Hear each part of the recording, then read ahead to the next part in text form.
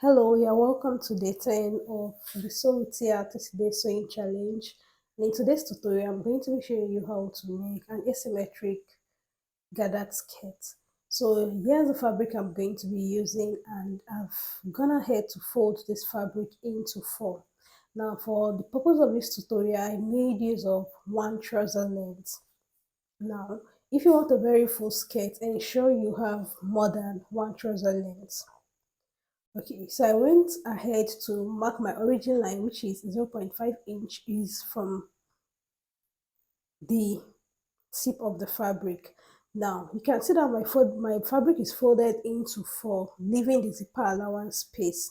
Now, the first thing I want to do is to insert my short measurement.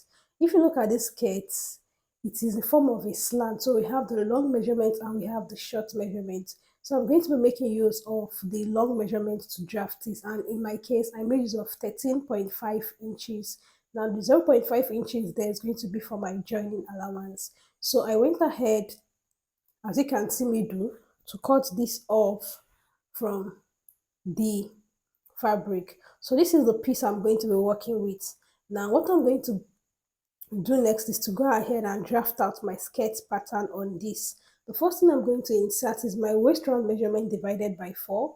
You want to insert yours, and I went ahead to mark out my dart point, which is 4 inches in my case. And on this dart point, I am going to take 0.5 inch on both sides in order to create a dart. I'm going to be leaving the link of my skirt pattern in case you don't know how to draft that, so that you are going to understand this process better. So after going ahead to do that, I went ahead to add 1 inch on this waist round line so that I will not be having any shortage when I'm done sewing the darts. After which I marked out my hip line, which is my hip length, which is 8 inches, and I marked out my hip round measurement divided by 4. Also added 1.5 inch, which is going to be for my sewing allowance. And I just went ahead on that hip line. I measured the measurement I had, then I repeated that on the hemline. So this is what I have when I'm done shaping, and I'm just going to go ahead also to mark out my zipper point, which is going to be 1.5 inches for the purpose of this tutorial. After doing that, I connected the point together with a straight line, and I'm going to be trimming off the excess I don't need. Now when I'm done with that, I also went ahead to cut out my skirt shape, and this is what we have when I'm done. So for the front pattern, I also went ahead to trim out the excess because I noticed on the upper part before my 0.5 inch origin line, I was not having equal piece for my folded fabric there. So you want to also go ahead to notch your third point because we're going to be sewing this dart. So I went ahead to mark my back, my center back, as you can see me do, and ensure you pin your zipper allowance. Now this step is very important because don't forget this is an asymmetric skirt, and this is where lots of beginners make mistakes. So we'll go ahead to pin your zipper allowance like this, and you are going to be opening up your back pattern like so later on. Now this is my front pattern. I'm going to determine how high and how high I want my asymmetric skirt to look like. So you have to decide the side, if it's going to be falling on the right side or on the wrong side. This is totally dependent on what you want. So I'm going to be coming down. I'm going to mark out my first measurement. Okay, I'm going to mark out, as you can see, I'm going to mark out 5.5 inches, okay? That is going to be for the short length measurement. And remember, the other measurement is 13.5. So you can change this, you can just do it the way you like. So I'm going to use this to create a slant line, as you can see me so on the front pattern, and I'm going to go ahead to trim off that part. We don't need that part again. So this is what our front pattern is looking like, and I'm going to go ahead to place this right side facing right side on the back pattern. You can see that the zipper allowance has been pinned. This is very important, and I'm going to go ahead to trace the same pattern like this on the back fabric. So this is why you have to pin. Like I said, if you don't pin, then you're likely to make a mistake by cutting on the wrong side.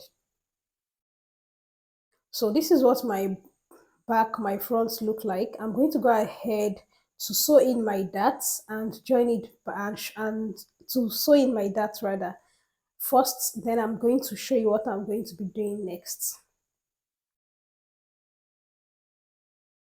Okay, also I went ahead to cut facing because this is a skirt that does not have a band, so I cut facing about 2 inches, just strip of fabric form of a rectangle for the front separately and for the back separately. And I'm going to go ahead to sew this and top stitch. So this is what my front looks like after doing so off camera, and this is the way I'm going to be folding in that facing.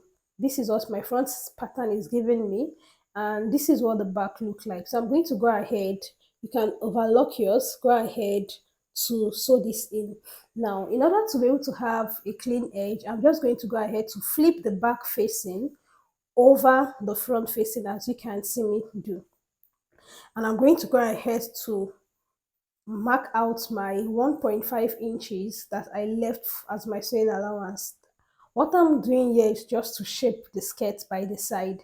So you want to shape the skirt, you want to shape your skirt by your side, as you can see. And I'm going to go over to the other part that has the longer length, and I'm going to do same. So I just went ahead to cross check my measurement. That is my waist round measurement divided by 4, my hip length, hip round measurement divided by 4. I also went ahead to shape the other side.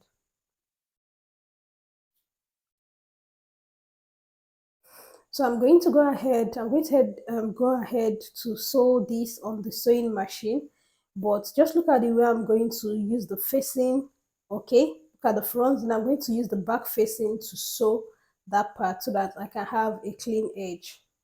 So this is what I have after joining it at the side. You can see the edge, right? So now you can see that the zipper part has not been closed. Now this is to make our gathers easy while sewing. So you're going to go ahead to measure what you have from the zipper allowance not inclusive, down to the other edge where you have the zipper allowance. So you're going to take your time to measure that. So I've gone ahead to measure mine out, and whatever you have on that measurement, depending on the amount of fabric you have, you can do double its size, you can do triple, you can do 4 times that number.